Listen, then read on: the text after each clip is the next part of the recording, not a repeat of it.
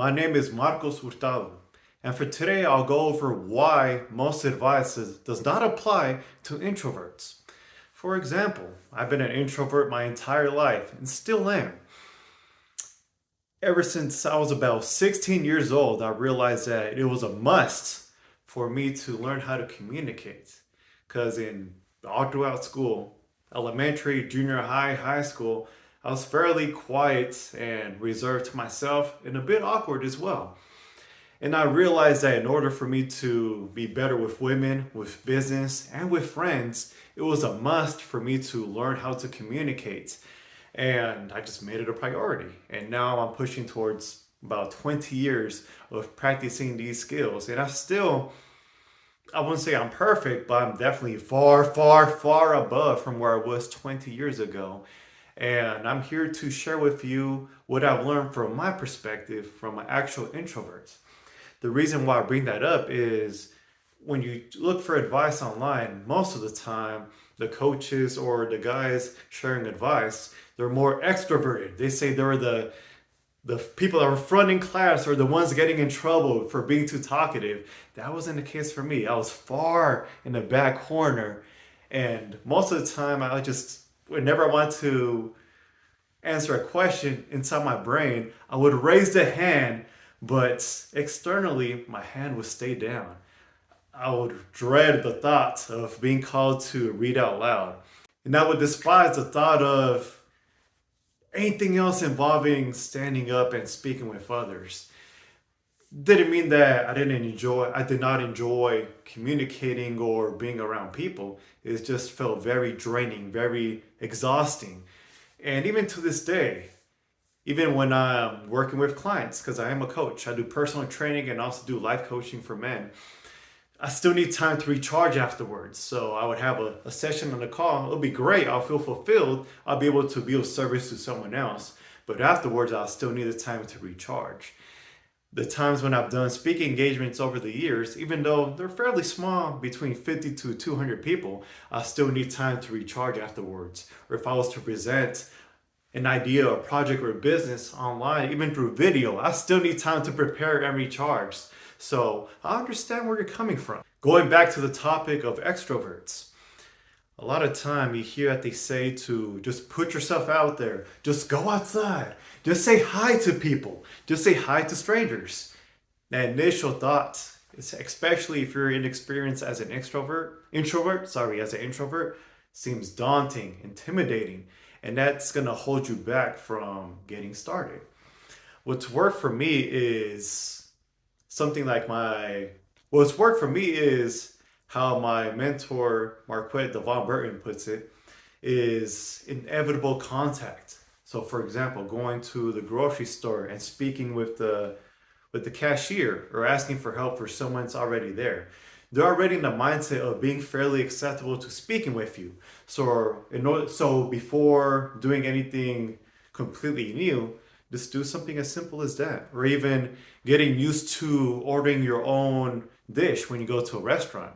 Because I know some introverts are even fearful of placing their own orders at a restaurant. So taking baby steps where you interact with someone that's expected to interact with you already.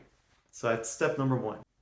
For step number two, ask an additional question in relation to the first question. For example, if you asked in the grocery store, you ask someone in the produce, where could I find artichokes? And then they show you where the artichokes are. For a follow-up question, you could ask them, where could I find great recipes that I could use for this artichoke? Because you've read somewhere online that artichokes are good for you for X, Y, and Z. So you're just asking for suggestions what to do with the artichoke. So that's a good way to have a follow-up question, something in relation to the first one. So that's step number two. For step number three, we'll go beyond towards a different type of interaction. This is just walking by your neighborhood or at a park or at a shopping center and just saying good morning, good evening to a stranger. Just do a slight smile and say good morning, good morning. By then you feel more comfortable speaking with people you don't know, and there's no ulterior motive, there's no agenda. It's just a simple interaction. Keeping things simple, Don't go beyond that. Just say good morning. If they ask an additional question, yeah, continue on with the conversation. Don't force anything on yourself and keep it simple and straightforward. That's step number 3. Step number 4, asking for directions or suggestion to a stranger. So after you say good morning, or you can even say, excuse me, where could I find this restaurant? I heard great things about it. Where could I find the nearest gas station? Yes, we have GPS and we have Google and other tools to be able to find what you're looking for. But at the same time, we're still humans. We still want to interact. And even asking a basic question, people will be welcome to answer that question and help you out, generally speaking. And number 5, follow-up question with a stranger. So after they gave you directions, you could ask, oh, you went to that restaurant? I've seen great reviews online. But have you been to that restaurant before? And they say, oh yeah, it was fantastic. Wife got sushi there. My son got sushi from there too. And they thoroughly enjoyed it. So that's an example. It's just a follow-up question still in relation to the first one. That's how you build a basic conversation with people. Once you feel comfortable, you can repeat this over and over again, and you'll still be an introvert. You'll still need time to unwind and recover as needed, but you'll be able to communicate. You'll be able to let out those thoughts you have stuck on your brain outwards. You won't be living in the state of constant hesitation. Instead, you'll be living in a state with constant action. So you don't have to repress your thoughts and your speech to be able to get a point across and proceed with your life. Final step, the final boss, I like to call it, is going to networking events.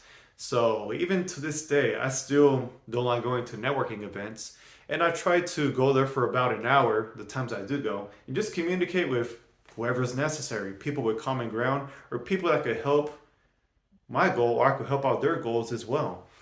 So yes, most networking events are fairly transactional, but at the same time, it helps you do something you feel uncomfortable with and help you build up that skill set. So I'll give an example. The most recent networking event I went to, I was just scoping the area for about 2 minutes, and I seen another young man. He was wearing a polo, and with the logo, I seen a taekwondo. It's mentioned taekwondo on this polo. So I'm like, oh, that's cool. Like I train combat sports as well, Muay Thai and boxing.